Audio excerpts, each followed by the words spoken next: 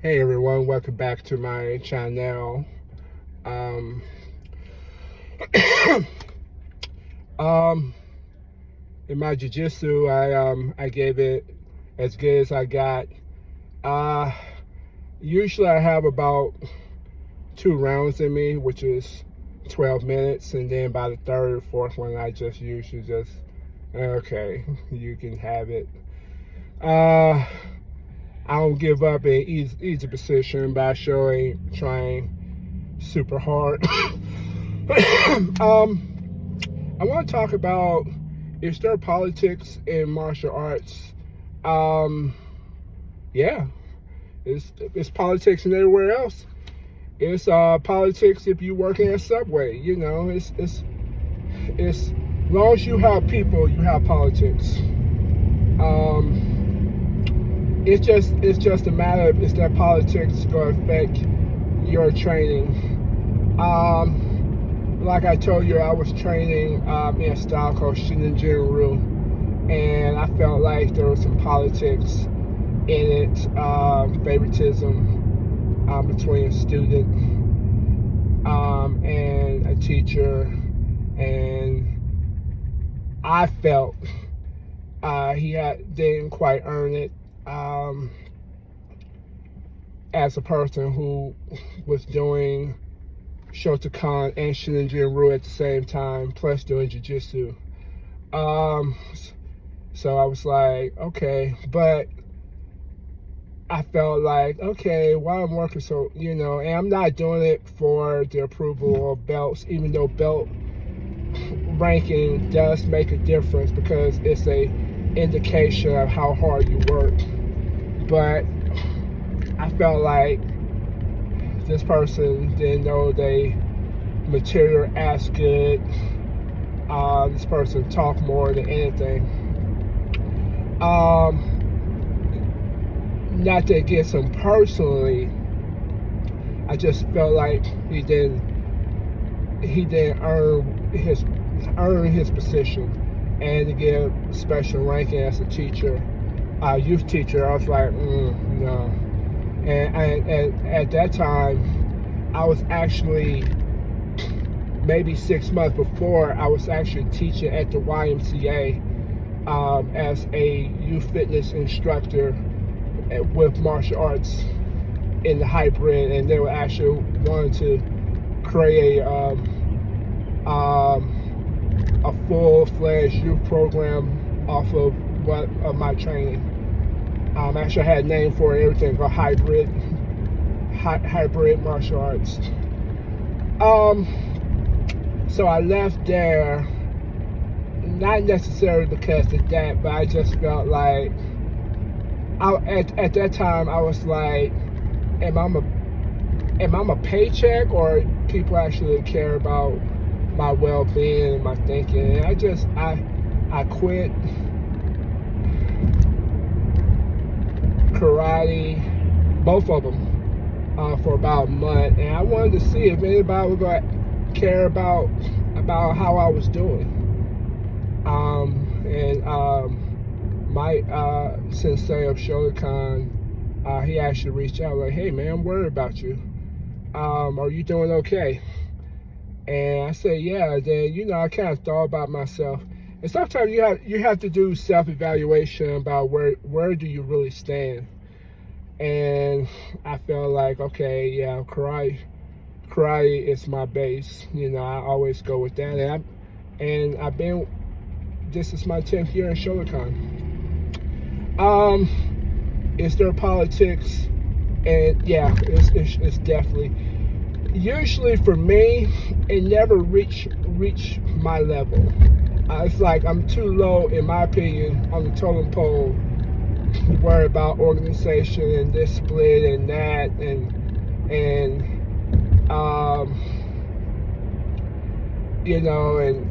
this person.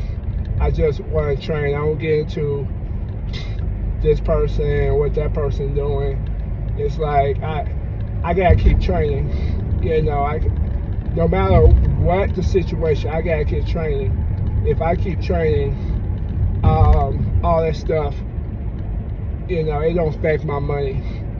So I let those people have whatever that politics is. I recently experienced it when I was doing kenpo jiu-jitsu, which is a branch off American kenpo, and the instructor that I was training, it was just too much, and it was becoming expensive during 3, and I was paying the amount, which was $65, which is a great price, by the way.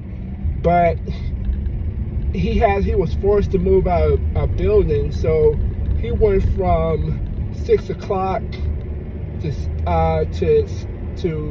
7:30, and the 7:30 went directly against my Shotokan karate. So usually what I was doing American kenpo about every other Tuesday, and I'm like, you know what, I'm not getting my money's worth. So I said, I'm gonna quit this. And actually, one of the people I was training was really hurting people, and he was hurting me. And I was just like, I don't need this. So what I did was I said, well, I still was practice on my forms, which I still do. I still practice what I know so far about. I do my forms about 3 times a day. And I reached out to the organization, which is called IKCA, or International Karate Connection Association. And I reached out to them saying if I could do this online, because they have an online program. And then I reached out to a guy that was from New Jersey, and I was like, hey, I want, continue my training. You have an online program? I said, yeah. And then they were like, well, I explained where I train, who is my teacher. And I said, hey, I want to train. Then he was like, well, I need to see if this was a legit IKCA program. And I was like, yeah, well, the guy he teach me under, and he was one of the teachers under Chuck Sullivan, which is a legend, in martial arts. And then he said, well, the diploma, I got orange belt. He said, well, your diploma is very nice, but it's not a legit karate school. I mean, it's not legit under IKCA. I hope I'm pronouncing that correctly. It may be ICKA, but it sounds like IKCA. He said it's not under our umbrella. I said, well, can you honor what I've learned? And I gave them all the sets that I learned. He said, well, you have to start all over again. And I said to myself, I have nothing about starting over, because I've done many styles and I had to start over there. But I'm saying to myself, okay, it's just a formality of, okay, this person not associated, but the material is still the same. Can you just honor that where I'm at? So he said he couldn't, and I never reached out to him again. I'm like, I'm just trying to continue my training. I'm not interested of this person not part of your organization, and he branched out and did his own thing because of some internal politics. And I told him, I'm like, I'm not interested in some internal politics that the instructor and your organization have. I just want to continue my training. So he said, I just left it alone, and I said to myself, you know what, I'm just going to be good with my 2 styles. And then on top of that, in my Shotokan karate, I'm training for a higher belt level. And I said, and this belt is the hardest belt I've ever tried to assist. So I said, let me put more time in that, in my kata, kihons, and kumite, and work, and and get where that is, and then maybe go back to that style, or I may go back to Shinjin Ryu, because actually I reached out to the instructor, and the person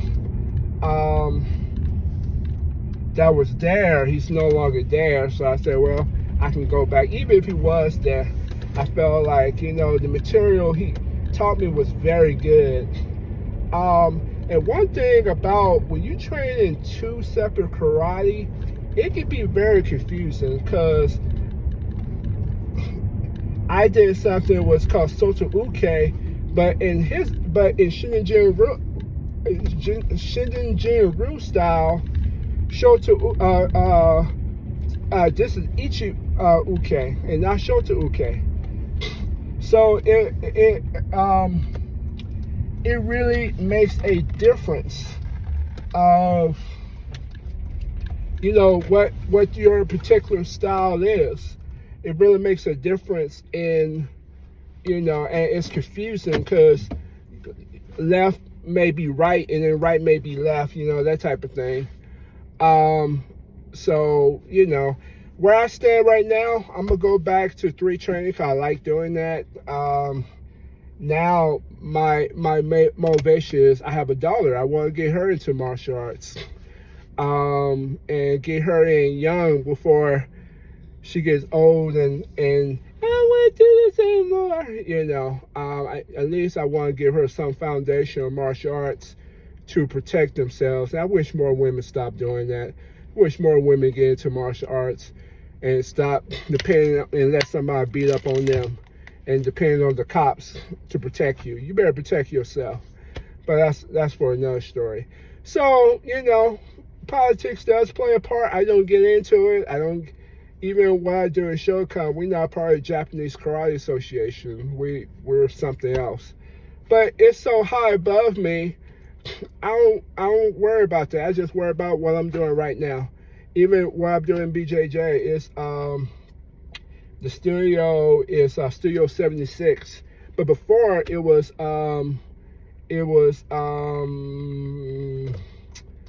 Team Quest, I believe that's where it was, based out of Nebraska. And the head is a legend in BJJ. I'm not interested as long as my money is the same and the days I train is the same.